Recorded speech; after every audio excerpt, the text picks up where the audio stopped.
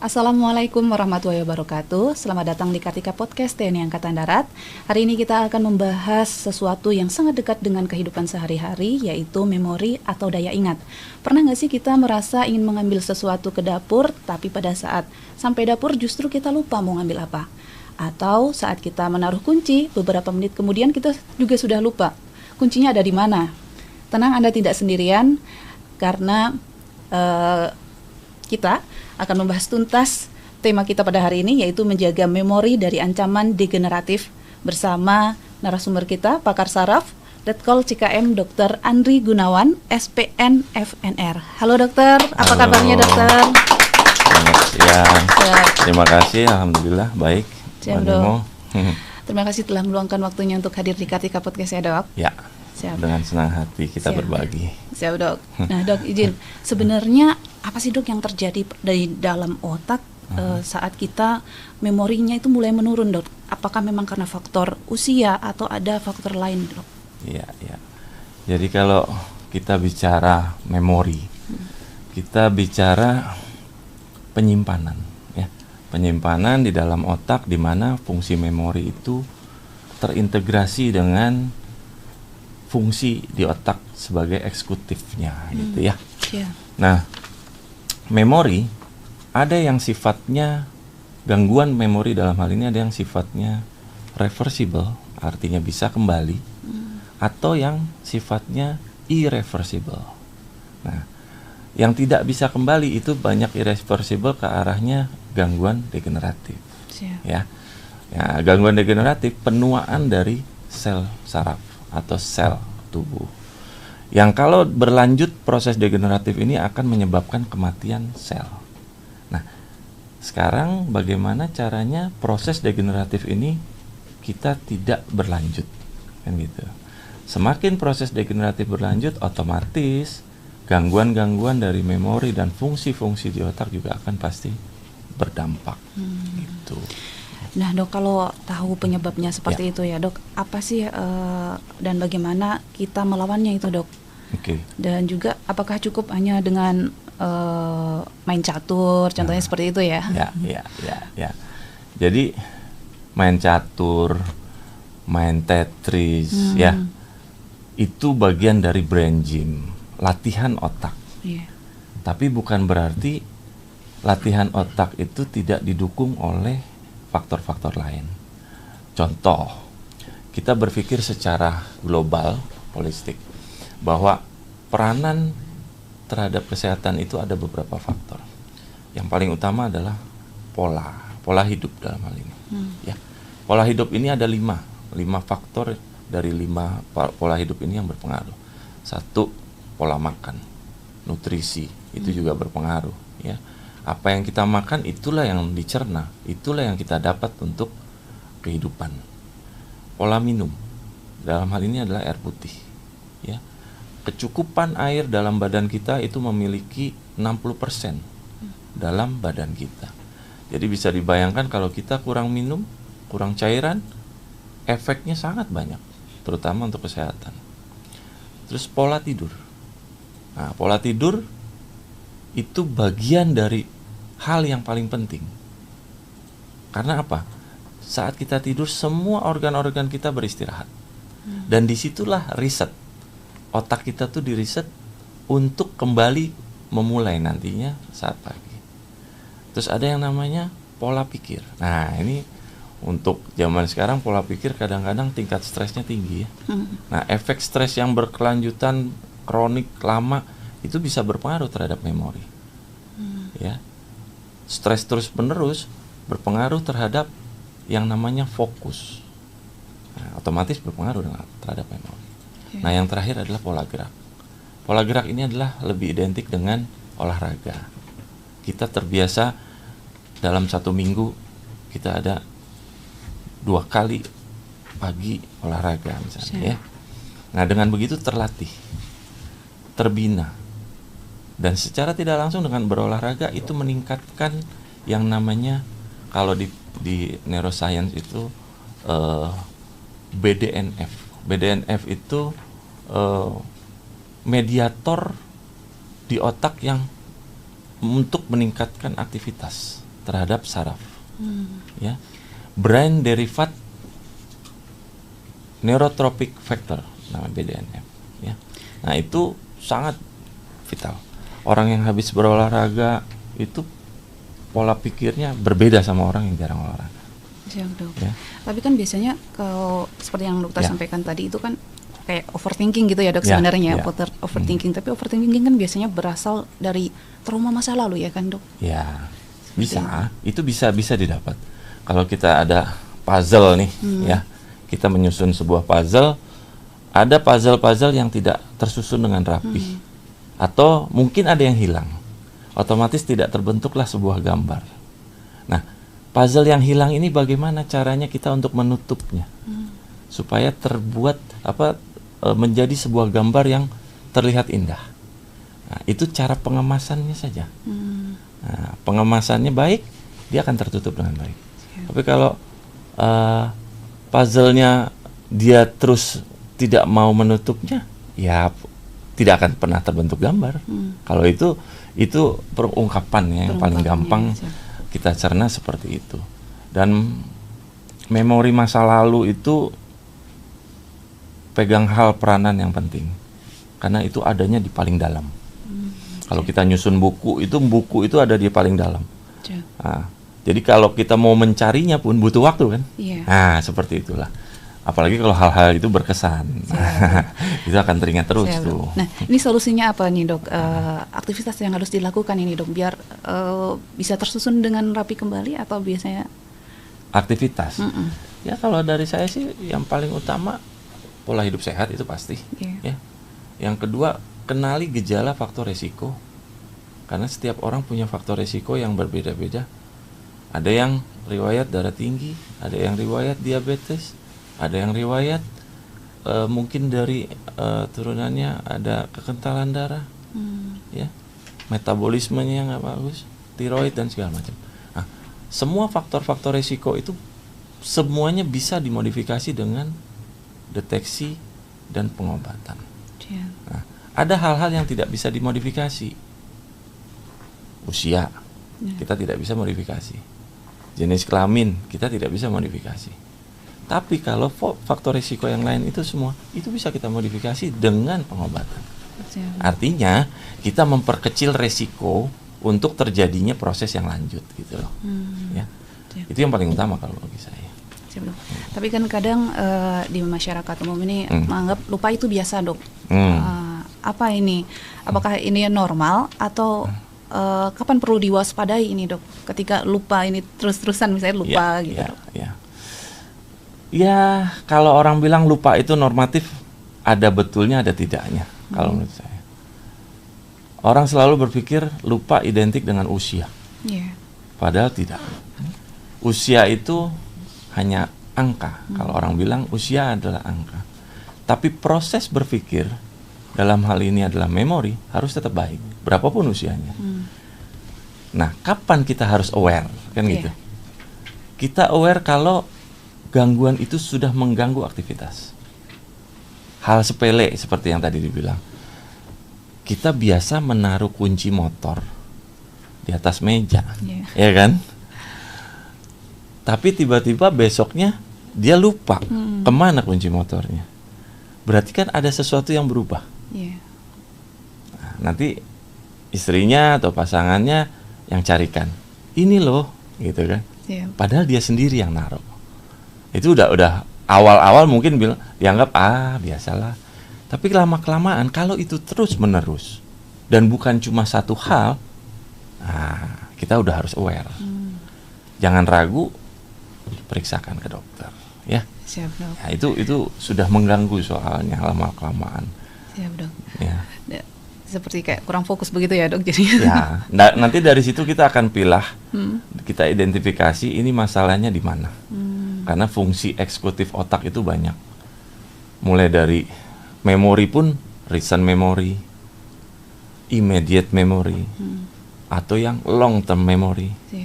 Atau dari semua ini nggak ada masalah, tapi masalah ada di recall-nya, memanggilnya. Aduh, itu dipancing-pancing baru, gitu. Nah, itu recall, ya. Itu recall. Dia ingat tapi dia mau mengatakannya susah. Nah, ada fungsi eksekutif lain adalah kognitif. Kognitif processing. Processing di mana si otak ini berusaha menyelesaikan. Nah, itu processing. Ada lagi fungsi mood. Moodian gitu ya. Mood behavior. Kamu kalau lagi nggak mood, ngapa-ngapain juga malas kan. Iya kan? Apalagi suruh mikir kan. Nah, boro-boro mikir, suruh ngapalin pasti juga nggak akan bisa. Nah, itu berpengaruh. Dan itu semua ada processing di otak. Ya, nanti kita identifikasi dulu ini masalahnya di mana. Siap, Dok. Ya. Nah, kalau untuk otak sendiri ini, Dok, sebenarnya kapasitas memorinya tuh berapa banyak ini, Dok, kalau membahas soal itu ya? Bisa nggak sih dideteksi gitu? Gini, otak itu bukan seperti komputer, bukan suatu iPad atau laptop di mana ada kapasitasnya yang 512, 1 tera, 2 tera gitu ya.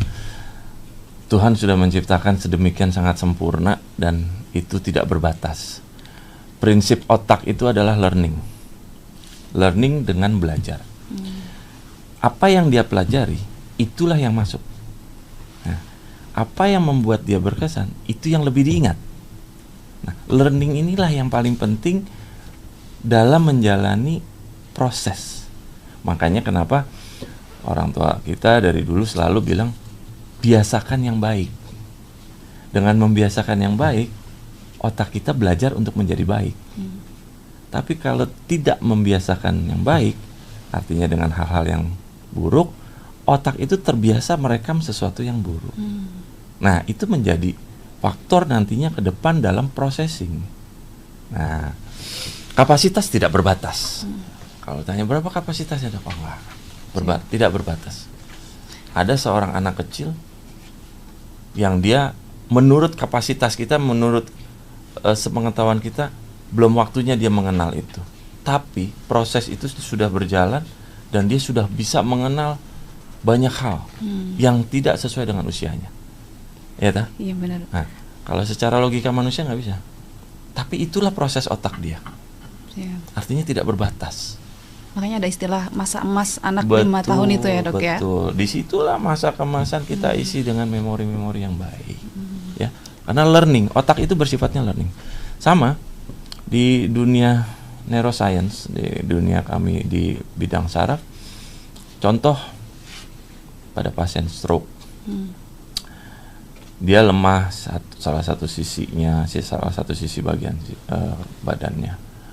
Nah, waktu proses pemulihan itu diajarkan kembali ke hal-hal yang normatifnya.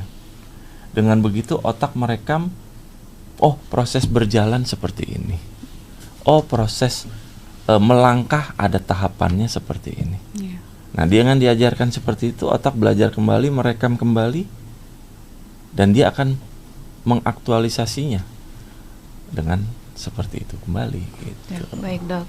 Nah, Dok, sebelum kita membahas ke teknologi canggih nih yang dimiliki RSPAD ini, Dok, saya mau todong dokter ini dengan beberapa anggapan dari masyarakat ini, Dok. Oke. Kita main cepat ya, Dok. Mitos atau fakta? Yang pertama, mitos atau fakta, menjadi pikun adalah bagian normal dari proses penuaan yang tidak bisa dihindari. Mitos. Kenapa, Dok? Tadi saya udah bilang, umur itu hanya usia.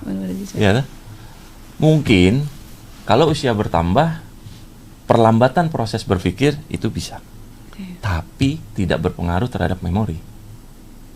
Pikun itu kan identiknya memori. Ya enggak? Udah pikun tuh, karena udah lupa dia. Nah, pikun itu identiknya dengan memori. Jadi kalau dibilang pikun sesuai dengan usia, oh tidak. Mitos, bagi saya itu mitos. Ya. Sebenarnya semuanya bisa latih begitu ya, Dok, ya. Begitu pula sebaliknya, ada banyak yang usia muda memorinya udah terganggu. Ya enggak? Betul, Dok. Nah, selanjutnya ini, Dok, mitos atau fakta, sering begadang bisa bikin otak berkarat secara permanen. Brain fog ini, Dok. Fakta kalau bagi saya. Fakta, Dok. Ya. Percaya atau tidak, dengan kita kurang tidur, begadang itu kan tidak tidur kan berarti. Ya, tidur mungkin waktunya sedikit gitu. Yes. Ingat, tidur itu kualitas ya, bukan kuantitas ya. Jadi kualitas tidur itu yang memegang peranan. saat kita tidur, otak itu meriset kembali ke angka 0. Dan disitulah kesempatan cleansing atau pembersihan.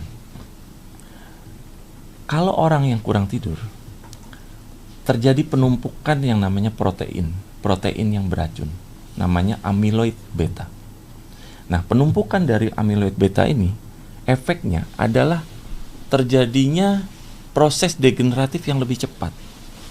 Sehingga itu sama saja kalau kurang tidur ngasih jalan tol cepat ke proses degeneratif. Gampang kan? Jadi kalau mau cepat degeneratif, kurang tidur aja. Kan gitu. Ya. Nah dok, berarti penting banget ya kita menjaga pola tidur ya dok. Idealnya tidur harusnya berapa jam? Saya dok? tidak bilang kualitas. Kualitas ya. Kita tidur 2-3 jam, tapi kalau kualitasnya deep, bagus, bangun pasti segar. Sebaliknya kita tidur 8 jam, tapi tidak deep, bangun, sakit badan kita, sakit kepala kita. Nah, itu banyak tuh sering terjadi. Jadi, jangan selalu berpikir tidur itu adalah lamanya tidur, tapi seberapa dalamnya tidur, itu yang paling penting. Kualitas, bukan kuantitas. Baik. Nah, ini kita sebelum kita membahas teknologi nih dok, satu lagi nih dok, kita sering scrolling medsos sampai berjam-jam. Itu ngaruh nggak sih dok? Ya memang zaman sekarang kita tidak lepas dari sekarang, yang namanya medsos ya. Cuma sebetulnya itu kembali ke trik personal. Medsos media dari informasi. Tapi kita juga harus membatasi kapan saatnya kita beristirahat, dan kapan saatnya kita kembali beraktivitas. Ada namanya siklus sirkadian, irama sirkadian. Irama sirkadian itu mengatur pola kapan waktunya kita tidur dan kapan kita waktunya beraktivitas. Nah, banyak penelitian orang yang menentang pola sirkadian itu terjadi gangguan metabolisme terhadap badan kita sendiri. Contoh, kita habis piket malam, kita habis jaga malam. Yang tadinya kita biasa malam kita pakai buat tidur, kita pakai buat bekerja. Karena kita harus apel, harus jaga. Ya itu tuntutan, nggak ada masalah. Nah, waktu pagi saatnya orang sedang beraktivitas, kita berbeda, kita loyo kita. Ya nggak? Nah, artinya irama sirkadian itu sudah mulai berubah dan itu berpengaruh terhadap metabolisme kita. Mau nggak mau kita harus istirahat. Selama-lamanya tidur kita misalnya dari pagi, paling kita siang sudah bangun. Nggak mungkin kita tidur sampai sore. Berbeda sama orang yang tidur malam sampai pagi. Irama sirkadiannya memang seperti itu. Nah, efeknya apa kalau terus-menerus? Nah, itu tadi penumpukan protein beracun yang menyebabkan berpengaruh terhadap aliran, mempercepat proses degeneratif. Itu faktanya. Ya dok, berarti tetap harus disempatkan istirahat walaupun itu cuma 20 menit gitu ya dok. Kalau udah nggak fokus nih depan layar komputer bekerja, keluar dulu ya dok, jalan-jalan dulu biar fokusnya kembali gitu ya dok. Teknologi boleh, media boleh, tapi tetap kita yang kontrol kan. Bukan kita yang dikontrol. Betul. Nah, itu saja. Nah baik dok, selanjutnya ini dok, sekarang kan ada istilah medis yang lagi ramai dibicarakan, TPS atau transcranial pulse stimulation. Katanya ini adalah new era di neuromodulation. Ya, bisa dijelaskan dok, teknologi apa sih dok ini sebenarnya? Jadi di dunia neuroscience itu kami ada divisi namanya neurorestorasi. Restore itu merestor kembali, ya, restore. Nah, di neurorestorasi kita mengenal ada 4 konsep. Konsep pertama adalah neuroplastisitas. Neuroplastisitas itu adalah daya kembang saraf atau daya kembang otak. Terus ada yang namanya neurorepair. Neurorepair itu perbaikan, regenerasi dan repair. Nah, terus ada namanya neuromodulasi. Modulasi itu stimulus. Dan yang terakhir adalah neurorehabilitasi. Nah, TPS ini bagian dari neuromodulasi.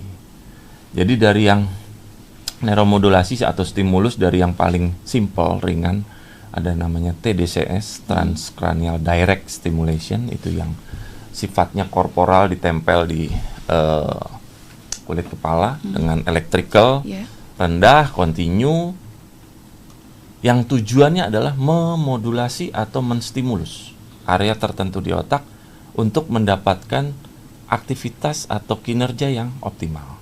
Itu tujuannya. Nah, media lain selain ada TDCS itu ada yang namanya TMS, Transcranial Magnetic Stimulation. Jadi ini stimulasi dengan gelombang elektromagnet pada area otak tertentu untuk mendapatkan kinerja otak lagi, ya, dan menyeimbangkan antara keseimbangan otak kanan dan kiri. Nah, sekarang ada new era pada modulasi, ada namanya Transcranial Pulse Stimulation. Nah, ini berbeda dengan TMS yang sebelumnya. Kalau yang TMS pakai gelombang elektromagnet, kalau TPS ini pakai gelombang pulse, gelombang ultrasound. Nah, otomatis ultrasound itu berbeda juga kan secara gelombang dengan elektromagnet.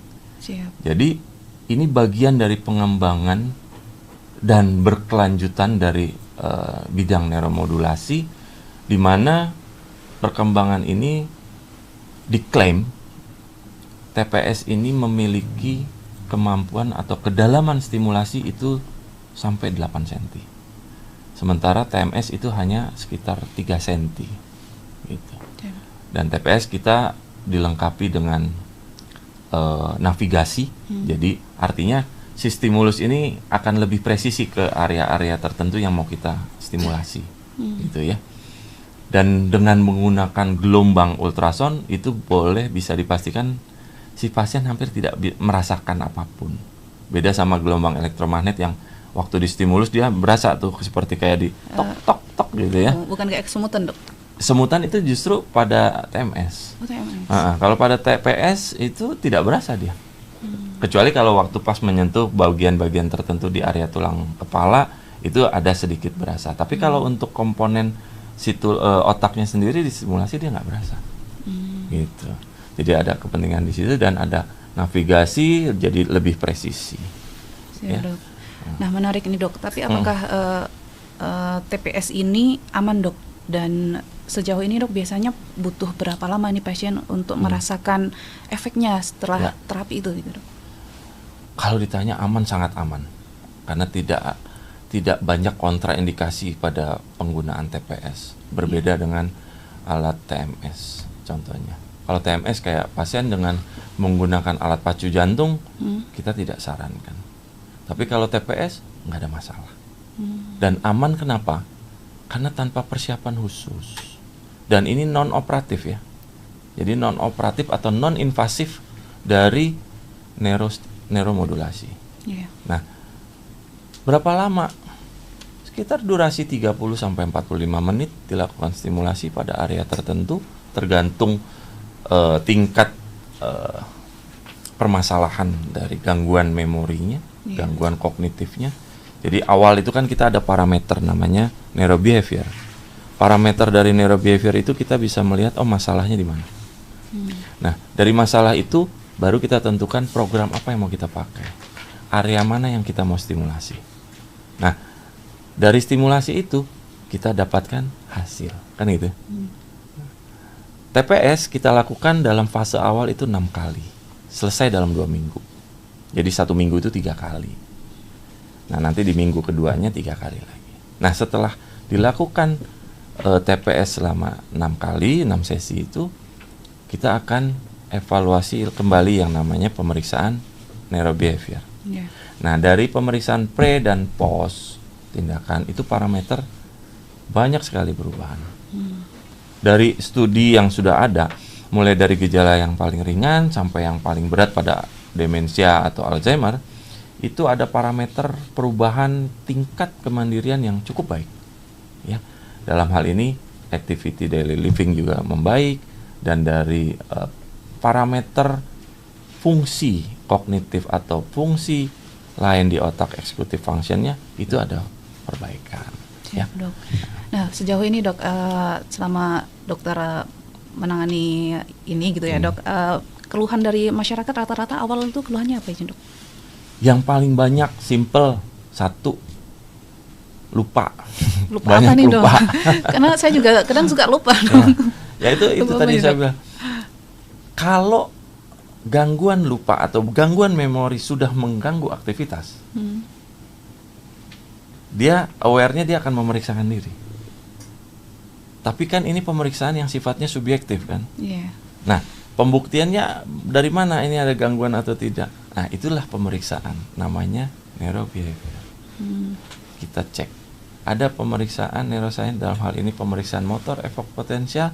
Kita bisa lihat kelistrikan di otak, kinerja dan kemampuannya seperti apa. Nah, parameter-parameter ini kita ambil sebagai acuan, ya ada gangguan, kan gitu. Iya.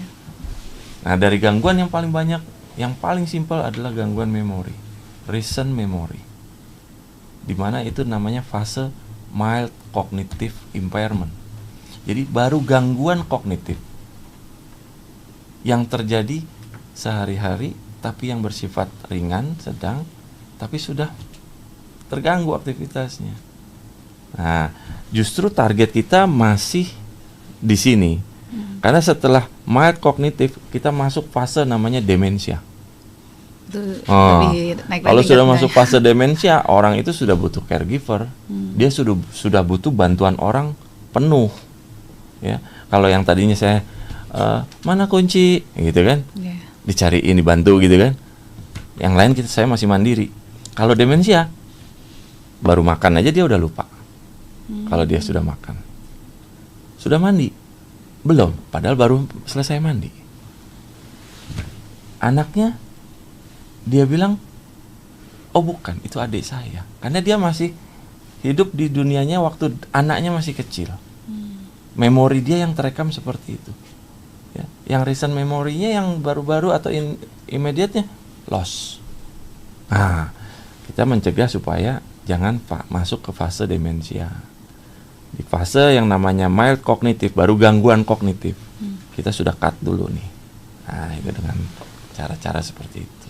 Siap dok. Nah ini buat sahabat Kartika Podcast yang mau bertanya bisa juga nih sharing di kolom komentar.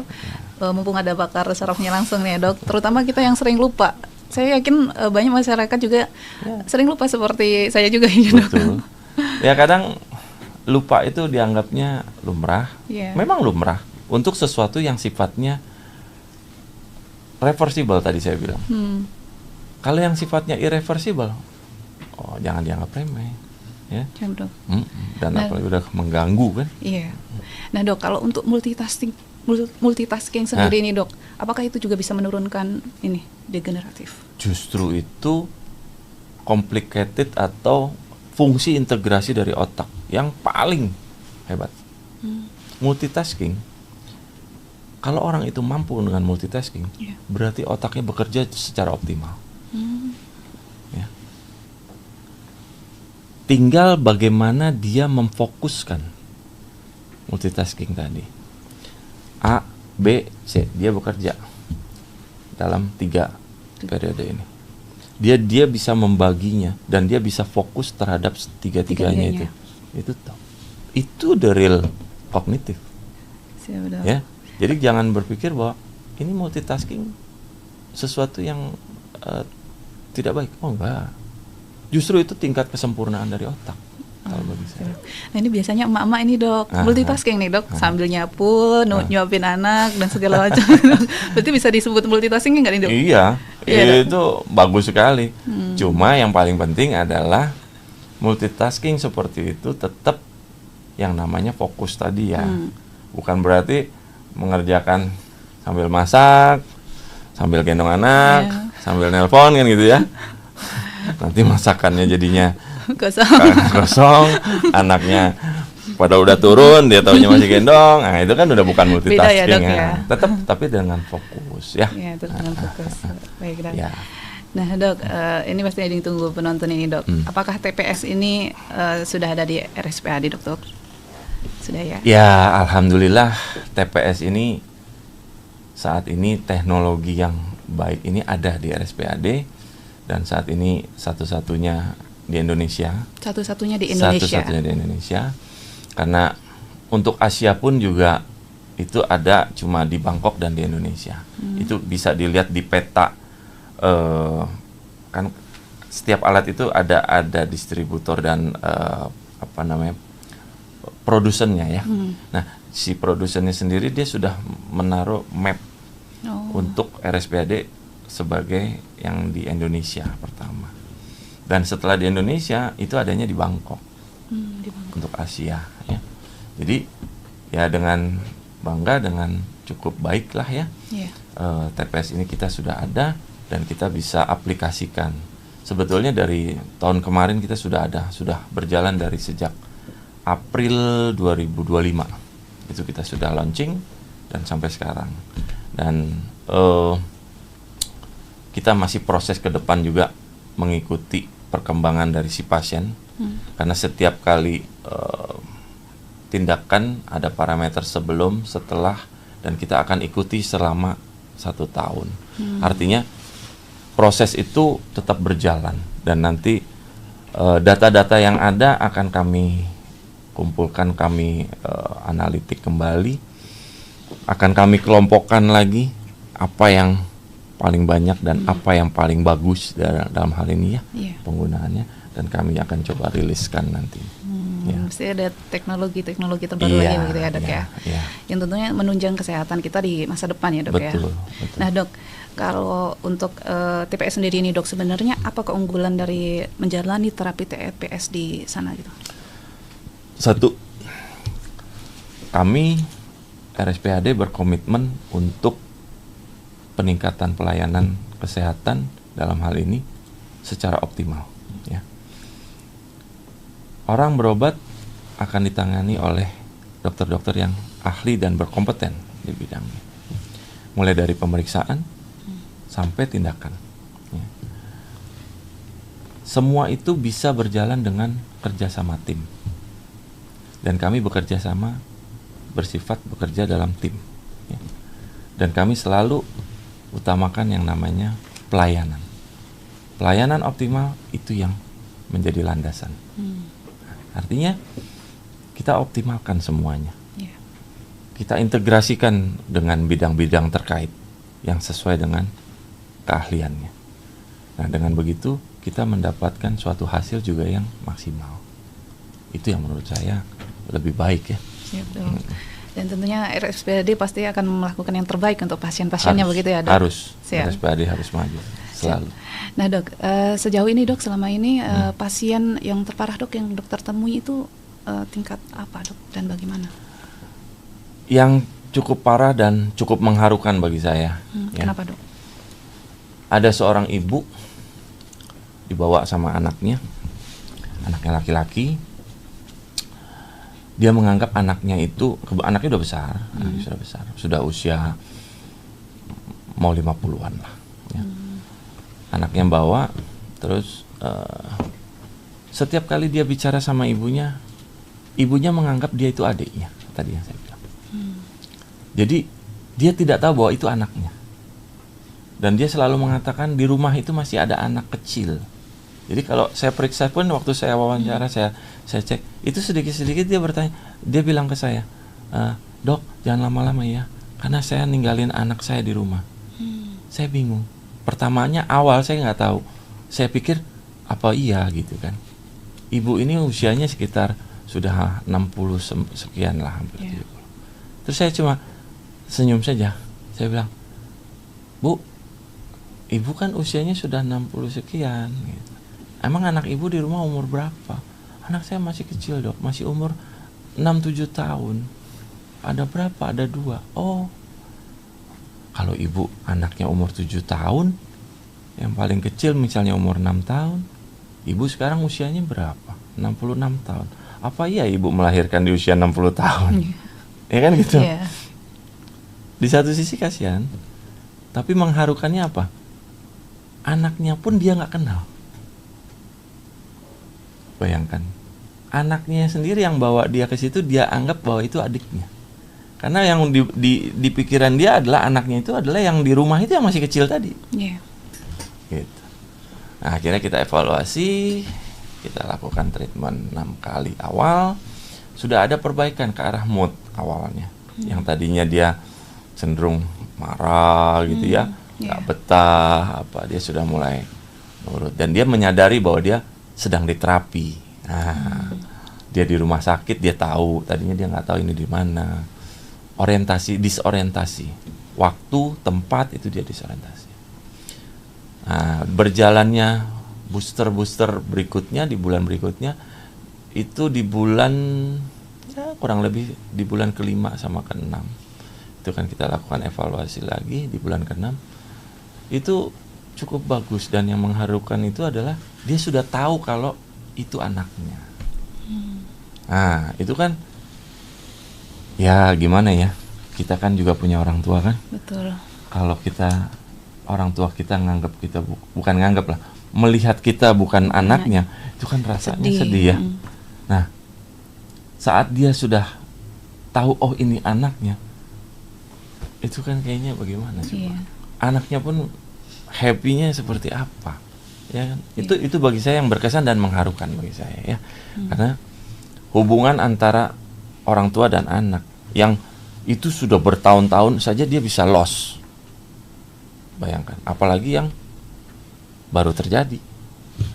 Nah, itu yang sangat berkesan bagi saya. Biasanya dok, kalau hal seperti ini terjadi gitu dok, faktor utamanya apa sih dok? Kita harus mengulas kembali ke tadi yang namanya pola hidup dan faktor resiko. Ya, pola hidup bagaimana selama ini dia pola hidupnya.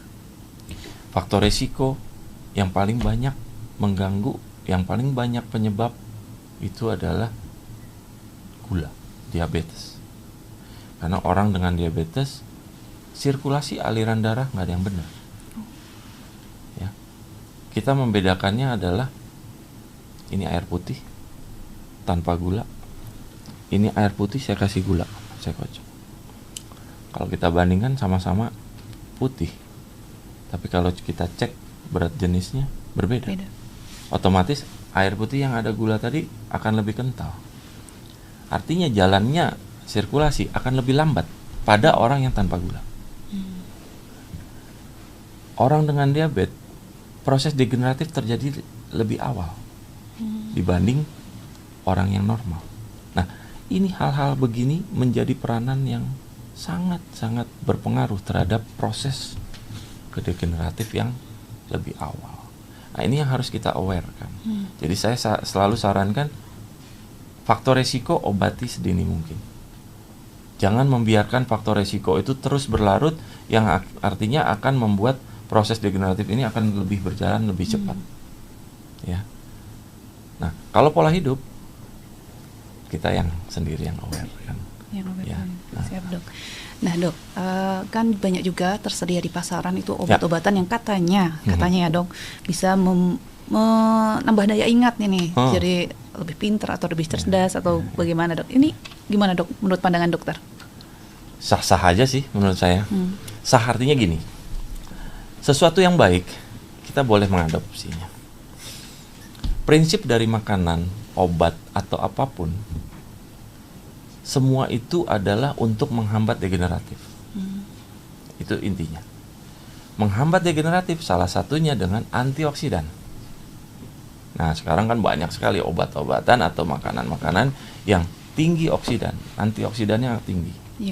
Yang katanya mengandung antioksidan dari buah inilah, buah itulah.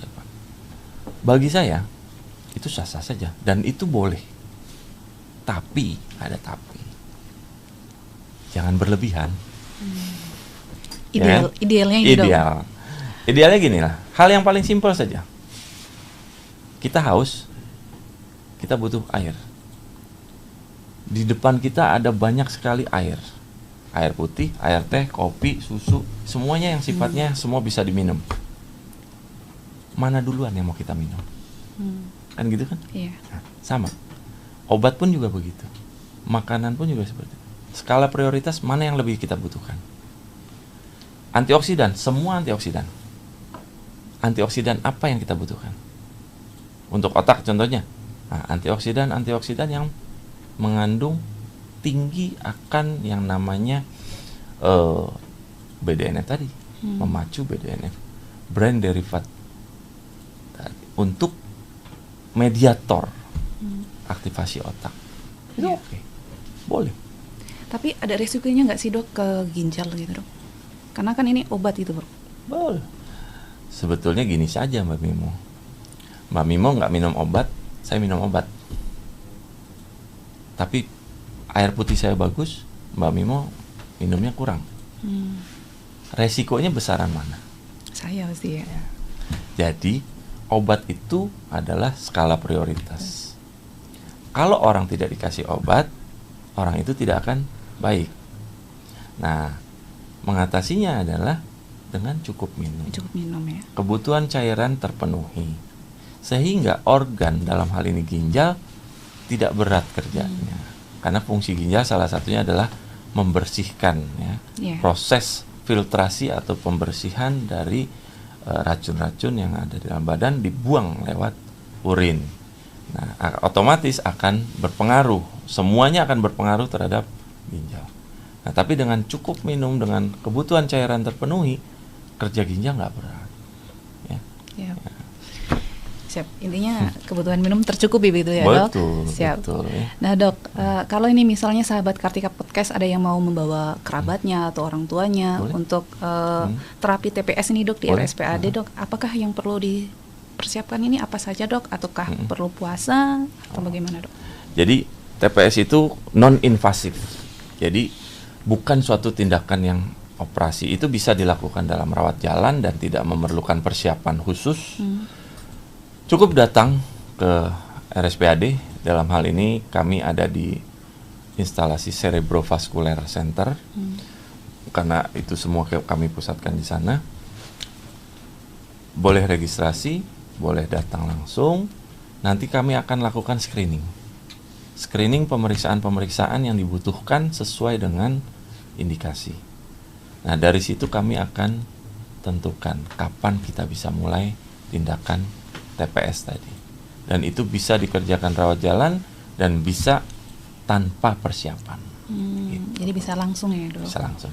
Nah, Silakan. tapi untuk perawatan ini dok, terapi ini, apakah ini ditanggung BPJS dok? Ya, sampai saat ini memang belum ditanggung oleh BPJS. Karena mengingat ini bagian dari yang masih baru, mungkin ya, butuh regulasi. Tapi kalau saya lihat di luar juga memang belum ada dalam masuk coding. Kan kalau BPJS itu ada sistem coding ya. Inasi Bijis dalam hal ini itu sistem codingnya memang belum ada. Jadi ya saya berharap mudah-mudahan ke depan kita bisa lebih berkolaborasi lagi dan itu bisa terpenuhi dalam program BPJS juga. Memang masih butuh masukan-masukan karena biasanya untuk approve itu butuh waktu. Nah, didapatkanlah data-data yang akurat sehingga memperkuat yang namanya data klinis. Itu prinsipnya seperti itu. Tapi pada prinsipnya memang kesehatan itu yang paling utama kan dok? Pasti ya. Nah dok, sebelum kita tutup ini dok, ada beberapa pertanyaan dari sahabat Kartika Podcast. Boleh. Mungkin akan ditampilkan. Oke. Nah ini dok, ada pertanyaan dari Anda Chandra. Ya. Berumur 42 tahun, boleh di-spill dok apa sih yang bisa dilakukan saat ini untuk mencegah pikun di usia lanjut? Saat ini saya berumur 42 tahun. Ya. Oke. Untuk mencegah pikun ini dok. Kalau kita bicara pencegahan, satu, pasti pola hidup kita harus baik. Ya. Apa yang kita tanam itu yang kita dapat. Artinya, kalau kita berpola hidup sehat, artinya kita juga ingin mendapatkan hidup yang sehat. Ya. Kesehatan itu adalah investasi yang jangka panjang. Ya. Kesehatan pikiran, investasi usia tua. Kan gitu. Nah, dengan memelihara kesehatan, otomatis kita juga investasi di usia. Nah, mencegahnya dengan pola hidup dan kenali faktor resiko. Tadi seperti saya bilang. Kalau kita memang punya faktor risiko, jangan sungkan dan jangan ragu untuk mengobatinya atau mengontrolnya dengan baik. Karena secara tidak langsung itu akan memperkecil faktor risiko. Ya. Nah, Terus juga kalau untuk fungsi memori itu harus dilatih dan digunakan, ya. Banyak orang, ini data ya, post COVID itu angka demensia meningkat. Karena yang tadinya kita bisa aktivitas, kita bisa bekerja, integrasi kesana kemari, pada saat COVID kita tidak bisa kemana-mana juga ya. Terbatas kan? Terbatas. Kalaupun di rumah WFH, seputaran rumah hanya itu saja. Artinya si pola pikir pun seolah-olah seperti terkungkung, tidak ada interaksi. Akhirnya kecenderungan untuk menggunakan maksimal itu juga sedikit. Nah, dari efek sana muncul gejala-gejala di mana gejala demensia itu meningkat. Dan usia bukan cuma usia tua saja, yang usia muda banyak. Karena apa? Malas menggunakan pikirannya, malas membiasakan untuk melatih memori dia.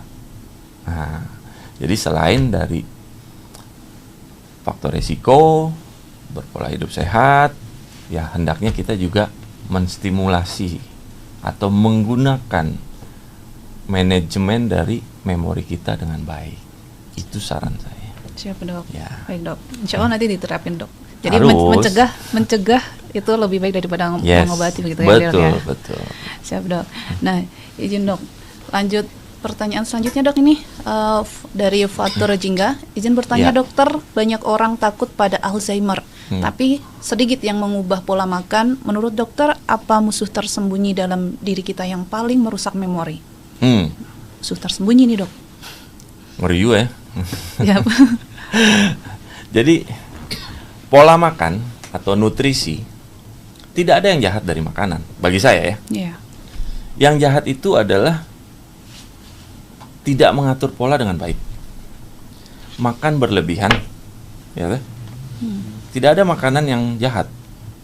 Tapi kalau dia berlebihan, yang baik pun jadi jahat. Ya enggak? Iya. Tuhan menciptakan semua yang namanya sesuatu yang bisa dimakan, bukan racun ya. Iya. Sesuatu yang bisa dimakan pasti ada manfaatnya. Nah, artinya dengan dia mengolah atau memanage pola makan dengan baik, harusnya bisa lebih baik. Nah, musuh tersembunyi dalam hal ini adalah yang untuk merusak memori itu pikiran kita sendiri sebetulnya. Pikiran yang membuat kita jadi terus-menerus. Tempe, tahu kan baik. Baik. Protein nabati. Tinggi protein otomatis akan berpengaruh terhadap pertumbuhan, proses berpikir dan lain-lain. Seiringnya berjalan waktu, kamu dikasih tempe tahu terus juga bosan kan? Nah, otak kan merekam. Iya. Otak, memori kita merekam. Nah, bagaimana mindset kita mengaturnya? Kalau kita mengaturnya, mindset itu kan bisa diolah. Biarpun sama-sama tahu, tapi diolah. Yang tadinya tahu goreng, dirubah dong. Jadi tahu pecel, jadi tahu balado. Dengan begitu, kita tetap mendapatkan yang namanya manfaat tanpa merubah. Sama, otak juga begitu. Kita tetap menggunakan, kita tetap mengaturnya, dan kita tetap melatihnya. Itu bagi saya. Siap, dok. Baik, dok. Nah, masih ada 2 pertanyaan lagi nih, dok. Selanjutnya dari Lili Liana. Dokter, apakah pernah mengalami benturan kepala dapat mempercepat pikun? Nah, ini, dok. Ya, benturan atau yang kalau istilah medis kita sebut trauma brain injury. Trauma brain injury atau benturan pada kepala itu ada beberapa klasifikasi memang. Ada mulai dari yang simple head injury, itu yang sifatnya simple, tidak meninggalkan keluhan, gejala dan sisa. Terus ada yang di atasnya ada yang namanya cedera kepala ringan, cedera kepala sedang, cedera kepala berat. Nah, tidak tertutup kemungkinan dari cedera-cedera kepala ini terjadi yang namanya gangguan memori yang sering kita sebut amnesia. Ya. Iya. Amnesia itu karena suatu benturan di mana proses neurotransmitter atau electrical di otak itu terganggu. Nah, ada amnesia yang namanya retrograd, ada yang namanya anterograd. Jadi dia ingat mulai dari kejadian sampai sekarang, atau dia tidak ingat sama sekali. Dia ingatnya pokoknya sebelum kejadian. Jadi mulai dari kejadian sampai dia sadar itu dia nggak tahu dia ngapain. Dia ingatnya sebelum dia kecelakaan. Nah, kayak gitu. Nah, ini juga memegang peranan dalam proses recovery-nya nanti. Biasanya kalau benturannya hebat, bahkan sampai cedera kepala berat, meninggalkan gejala sisa pada kerusakan di otaknya, fungsi memori atau dalam hal ini gangguan memori itu juga biasanya lebih berat. Nah, pemulihannya butuh waktu juga lebih lama. Kita butuh untuk stimulasi, kita butuh juga untuk kalau istilahnya melatihnya kembali. Dan itu kerja sama dengan keluarga, karena fungsi memori yang lampau atau yang lama itu kan lebih banyak melekat di lingkungan keluarga, lingkungan keluarga dan teman dekat, ya nggak? Nah, itu harus di-recall kembali, diingatkan kembali, bisa dengan memori-memori foto, dikasih lihat foto, ini foto waktu itu ngapain ya gitu.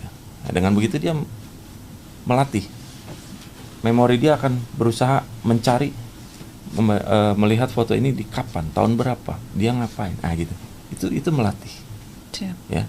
Jadi kalau dibilang benturan kepala, ya tergantung seberapa berat benturan kepalanya, menimbulkan cederanya berapa besar gitu. Kalau yang sifatnya simple head injury, kita nggak sengaja kejeduk-duk gitu. Tapi kalau sampai benjol gitu, Dok? Benjol itu kan di depan. Yang utama bukan ke dalam. Karena yang bahaya itu yang di dalam. Di dalamnya. Ya. Tapi kan ada ngaruhnya nggak, Dok? Depan benjol gede gitu, Dok. Tapi apakah ngaruh ke dalam juga? Enggak. Oh, ngaruh. Tergantung benturannya. Tingkat keras benturannya ya. Karena otak itu adalah suatu rongga. Ada namanya mekanisme cup. Itu di tempat benturan. Cup. Nah, efek dari cup itu ada gaya ke belakang atau sebaliknya yang membuat si otak itu berbalik. Namanya counter cup. Jadi kalau kenanya di depan, ini area belakangnya. Karena otak itu melakukan suatu gerakan, di dalam itu kan ada cairan otak. Ya nggak? Nah, efek cup itu benturan. Cupnya itu daya baliknya. Nah, waktu daya balik di belakang, tidak sedikit area di belakang memar. Di dalam ya. Jadi di depan itu cup seberapa besar dia benturannya, seberapa kuatnya. Nah, berefek terhadap counter cupnya. Jadi jangan aneh kalau saya benturannya di depan, benjol gede di depan. Kalau benjol gede berarti kan kenceng ya istilahnya. Nah, otomatis berpengaruh bagian belakang. Kok belakang saya nggak enak? Nah, pasti kita cek misalnya CT scan gitu ya. Terlihat, oh ini ada bengkak bagian belakangnya. Itulah yang bikin dia tidak enak. Karena efek cup, counter cup tadi. Itulah efek benturan. Baik, Dok. Nah, untuk pertanyaan selanjutnya ini, Dok. Ada satu lagi, Dok. Nah, dari Iqbal Firdaus, Dok. TPS apakah bisa untuk terapi anak berkebutuhan khusus seperti ADHD atau ASD, Dok? Iya. Jadi kalau ditanya bisa atau tidak, jawabannya bisa. Tapi, ada tapi. Satu, pada ADHD atau ASD, yang paling utama di sini adalah terkontrol atau tidaknya si anak. Karena kan kita akan kesulitan juga waktu lakukan stimulasi kalau si anaknya belum terkontrol. Ya enggak? Betul. Otomatis akan membahayakan sekelilingnya termasuk si anaknya sendiri. Karena dibutuhkan dipegang kencang hanya untuk stimulasi, itu akan meninggalkan traumatik yang tidak baik pada anak. Jadi pada kasus ADHD atau ASD ini biasanya case by case kita lihat dulu ya. Apakah ini bisa atau tidak tergantung dari termin atau kondisi si pasiennya sendiri, ya. Baik dok. Oke. Nah demikian sahabat Kartika Podcast akhirnya terjawab ya dok. Nah ini dok izin selanjutnya nih dok sebagai pertanyaan penutup dok. Oke. Apa pesan dokter untuk sahabat Kartika Podcast yang sedang menonton saat ini agar memorinya tetap tajam dan tajam sampai tua ini dok gitu. Oke. Pesan saya, usia hanyalah angka. Pikiran sehat adalah investasi usia tua. Kalau dulu sehat jasmani rohani, sekarang ada tambahan sehat jasmani rohani dan pikiran. Itu pesan. Siap dok, luar biasa sekali. Terima kasih dokter atas waktu dan bincang-bincangnya yang sangat bermanfaat ini. Terima kasih kembali sahabat sudah Kartika berbagi. Podcast dan kita semuanya. Semoga apa yang dokter sampaikan ini dapat menjadi dapat dipetik ilmunya ini dok dan diterapkan di kehidupan sehari-hari ya Betul. dok. Baik sahabat Kartika Podcast, demikian perbincangan kita kali ini. Tetap sehat, tetap semangat dan jangan lupa untuk terus mengasah dan menstimulus otak kita. Dan juga selamat menunaikan ibadah puasa. Sampai jumpa di Kartika Podcast berikutnya. Terima kasih ya dok. Sama-sama.